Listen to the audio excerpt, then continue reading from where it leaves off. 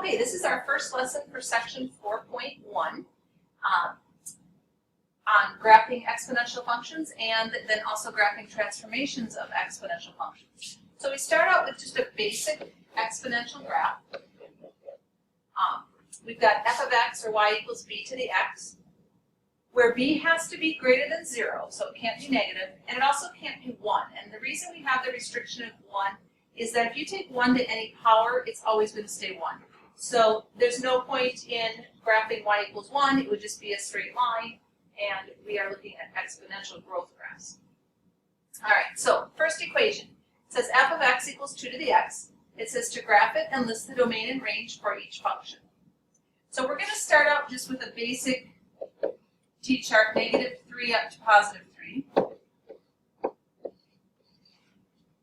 And make sure if I'm going too fast that you can pause the video to catch up on the notes. So if we take 2 to the 0 power, we have to remember our power rules, and anything to the 0 power is 1. So if we have 0 for x, we get 1 for y. 2 to the first power is 2, 2 to the second power is 4, and 2 to the third power is 8. When we have negative exponents, the rule is that we take its reciprocal. So 2 to the -1 is actually the reciprocal of 2 to the first. So we get 1/2 for our answer. 2 to the -2 is 2 squared or 4, and its reciprocal 1/4. So again, we're looking at just reciprocals of those. And then 2 to the -3 would be 2 cubed or 8, and then its reciprocal 1/8. Okay? And then if we plot those points, the 1/8 and 1/4 are going to be pretty hard for you to graph since it's so tiny. But all you're basically showing me is that it's getting really close to the x-axis there. Okay? 0, 1, 1, 2, 2, 4, and 3, 8. All right? And that's a very typical exponential growth curve. And then just draw it. It should approach that x-axis on the left-hand side, getting closer and closer and closer to it. Okay? Domain and range.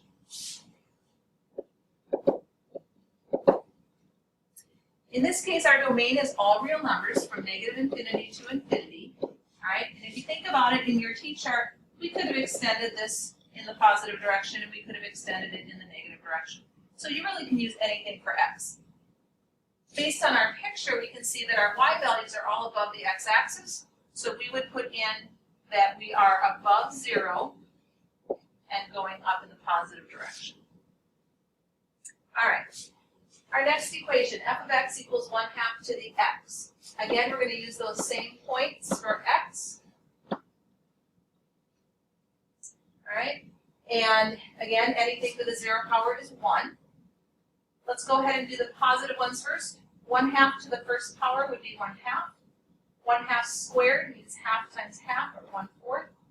1/2 cubed would be 1/8.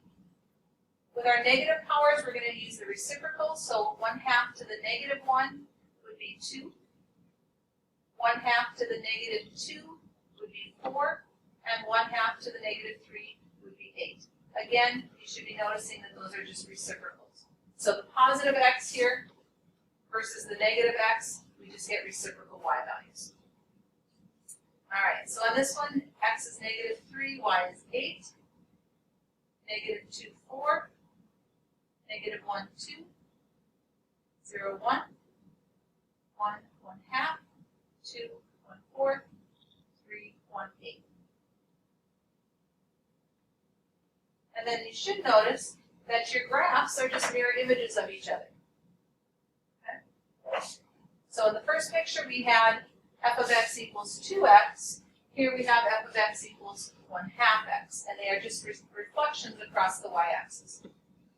Our domain, again, is everything from -infinity to infinity, and our range, again, is from 0 to infinity. All right, because we are starting here on the x-axis and moving upward. All right, so a couple things to notice. In both cases, our domain was everything from -infinity to infinity, and our range was 0 to infinity. That will be the case until we start transforming these or shifting them on our coordinate plane. The other thing we talked about reciprocal bases, 2 to the x versus 1/2 to the x, those are just going to be graphs that are reflected across the y-axis. And then we do have a horizontal asymptote. In this case, it is the x-axis, or the line y equals 0. But again, if we start shifting these graphs up and down, that will change as well. Let's look at what happens if we have a negative in front. So now we're looking at -3 to the x power. Notice that the negative is out front and it's not being raised to the x power. So this is really -1 times 3 to the x. Okay? So starting with our same x values.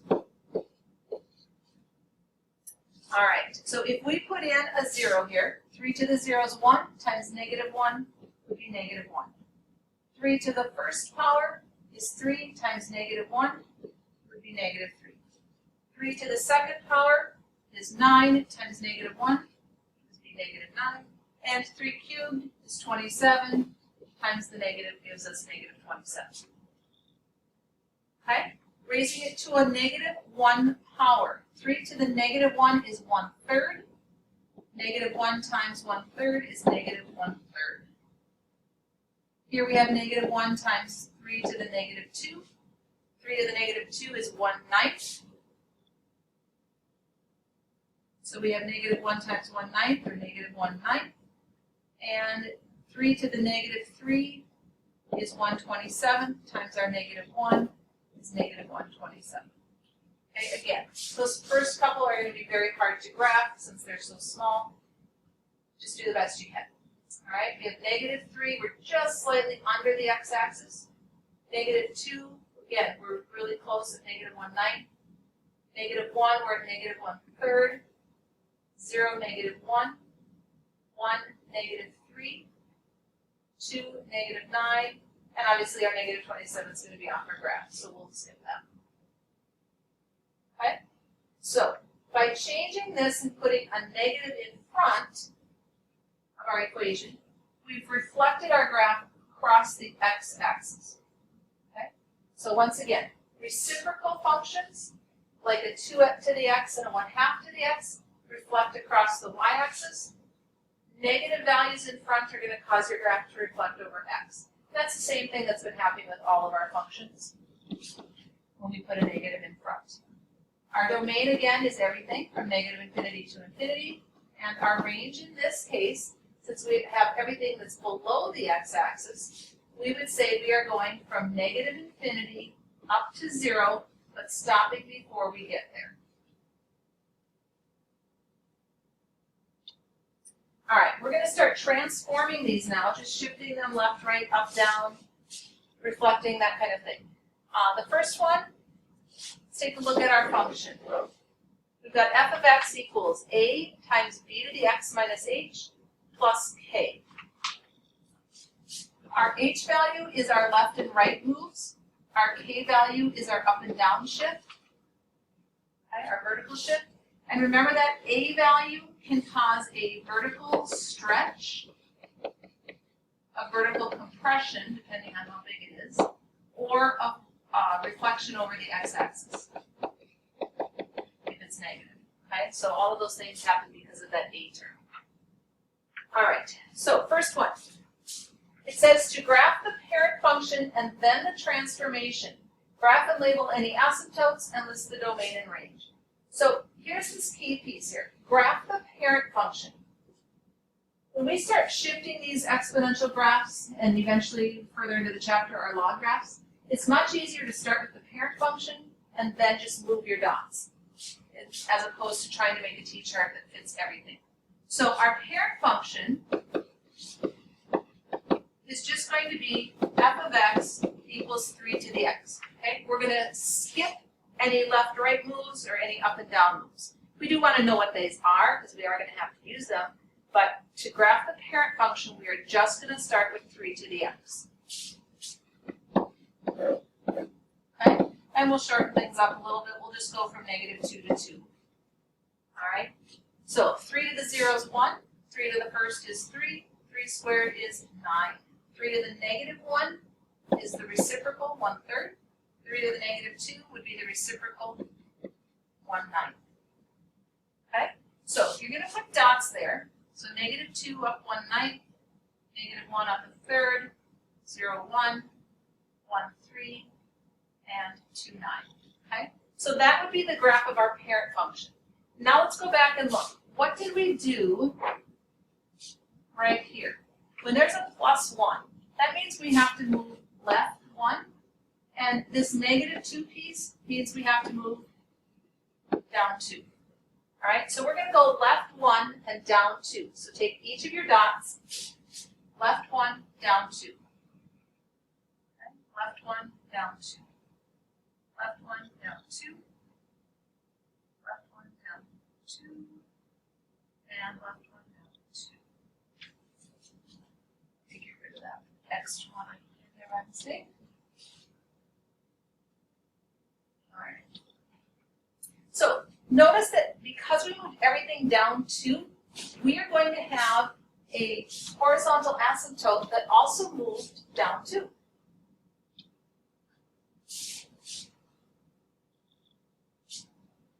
Okay?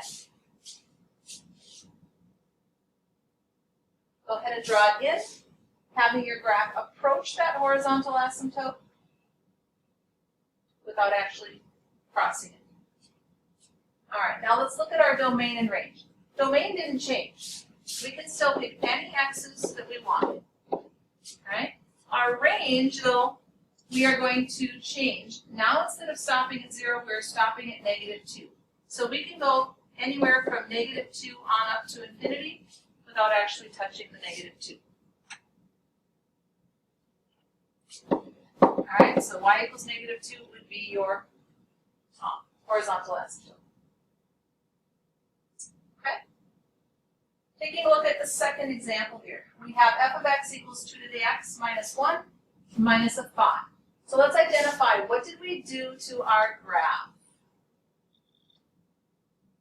All right, this negative 1 here is going to move it to the right 1, and the negative 5 here means we're going to move down 5. Okay? Once we've identified that, we're going to ignore those pieces for a minute, and we are just going to graph our parent function. So we just want y equals 2 to the x. Again, we'll just go from negative 2 to 2. All right? 2 squared is 4. 2 to the first is 2. 2 to the 0 is 1. 2 to the negative 1 is 1/2. 2 to the negative 2, again, we square the 2 and then take its reciprocal, so 1/4. Okay, start with our parent function. Take a minute and graph those points.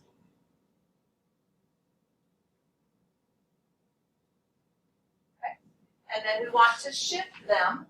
This time we're going right 1 and down 5. All right, so right 1, down 1, 2, 3, 4, 5. Go ahead and take a minute and graph each dot.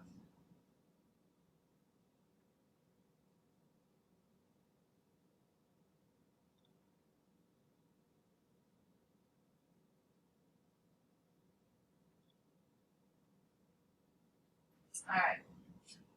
Again, since we shifted everything down 5, that asymptote also moves down 5. Which means we have a horizontal asymptote at y equals negative 5, and then we can draw our graph in. Again, approaching that asymptote, but not crossing it. This time around, our domain goes from from negative infinity to infinity, but our range goes from negative 5 to infinity. So we just shifted everything down 5.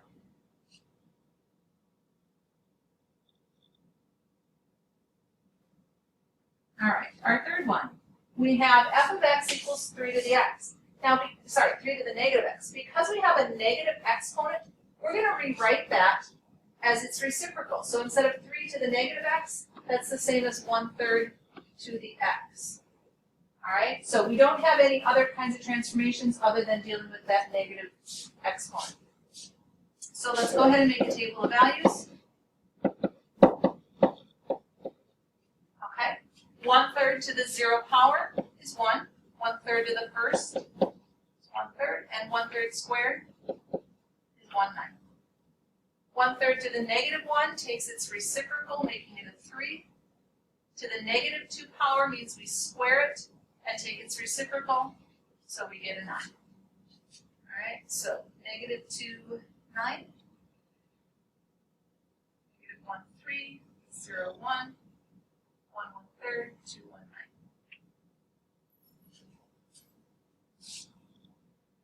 And since we didn't shift it down at all, our asymptote doesn't change. Domain is still negative infinity to infinity. And range now goes back to being 0 to infinity. Okay? We have a horizontal asymptote there at y equals 0. All right, one more of those. We have 3 to the x, but we have a 1/3 in front of it. What that 1/3 is going to do is compress your graph. All of your y values are going to get shrunk down to 1/3 of their original value. Okay, so we are going to compress, say vertical compression.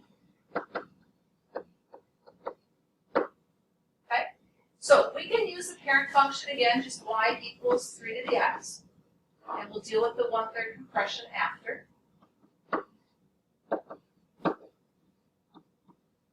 Okay, 3 to the second is 9, 3 to the first is 3.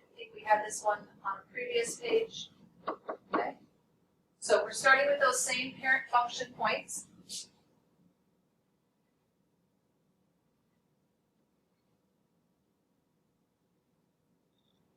All right, but this time what we want to do is we want to compress everything to 1/3 of its size. All right, in terms of our y values, we want them to go down to 1/3 of what they were. So here our y value was a 9. We want it to be 1/3 of that, so we want to make it down to a 3. Okay? Here our y value was 3. We want to take 1/3 of that, so we put it down at a 1. All right? Go ahead and take each of your dots and take the y coordinate and shorten it to being 1/3 of what it was. Okay? So 1/3 of 1 is 1/3. These are going to get pretty tiny. Again, it's enough just to show me that you know it's getting closer and closer to that x-axis. All right, so our graph here will look like this. So it's just scrunched down and flattened out a little bit. It's not quite as sharp of a graph. Okay, we still have a horizontal asymptote at 0. Our domain is still negative infinity to infinity, and since we're above 0, our range is from 0 to infinity, not including 0.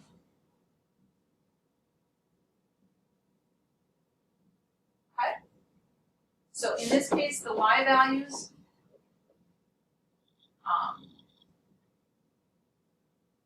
we'll just say are multiplied by 1/3. That's what's crunching them down.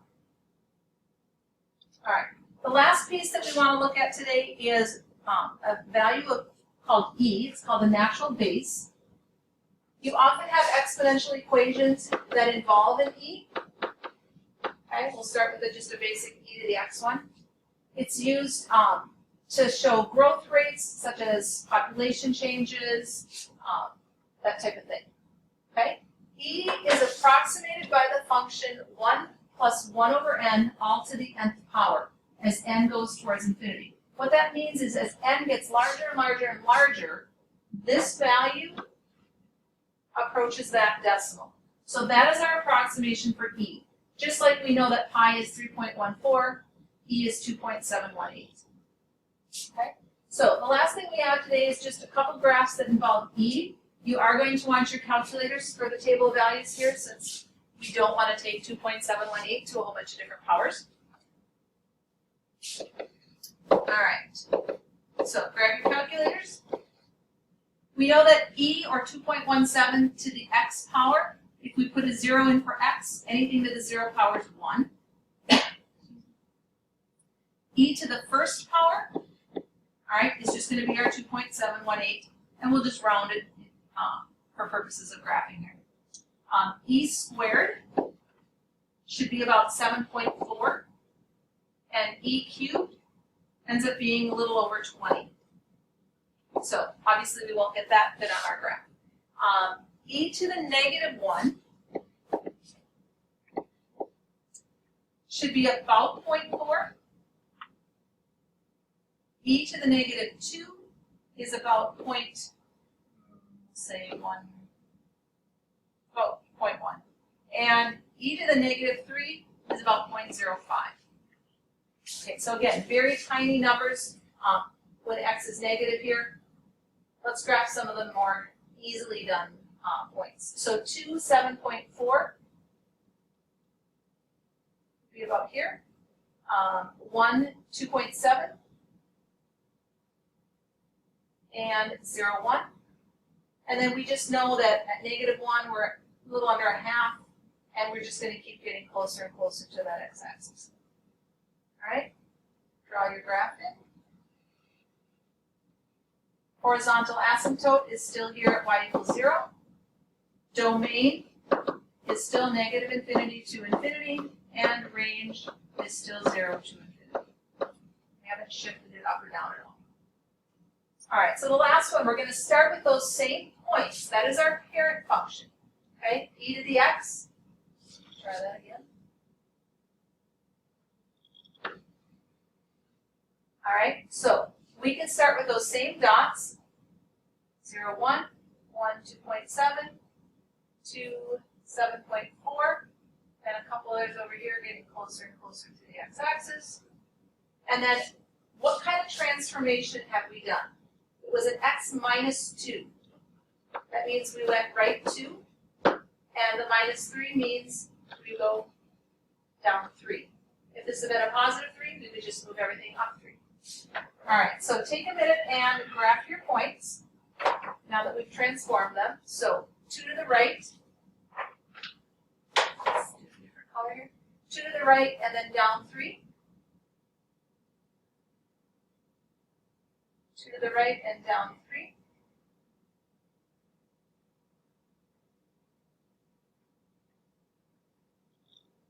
Okay, and again, with our small points, it gets harder and harder, but we know they're approaching that asymptote. And if our asymptote used to be here at 0, and we've moved everything down 3, our asymptote should be down here at y equals negative 3.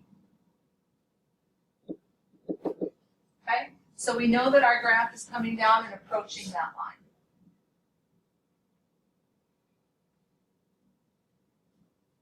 Okay? Domain, negative infinity to infinity. And range this time, we are everything from negative 3 on up, but not including the negative 3. That's why we have the rounded brackets. All right, so homework today. You are looking at lesson 4.1, questions 17 to 30, and then 35 to 43 odds. Make sure you grab a sheet of graph paper. You will need it. Have a great day.